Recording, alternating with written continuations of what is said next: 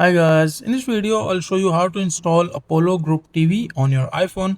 Now step 1 is just open the App Store on inside your iPhone and go to the search section and just search Apollo Group TV. Just write down the name, complete name, Apollo Group TV. Make sure that the spellings are correct and scroll down until you find the application of Apollo Group TV.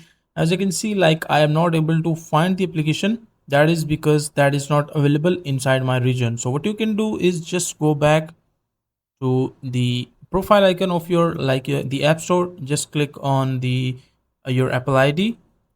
They will ask for your password, so make sure to enter the password and let it just log in. Once you're at this page, so as you can see, like my country region right now is United States. So what you can do is just go to the country region, choose another country or region. Let's say I want to shift it from United States to Pakistan. Let's say I change it to the other region. Once you change the region, so you will be able to find the you can say Apollo Group TV. Let me just change this. Write down the name of the country. You will find it. Continue and agree.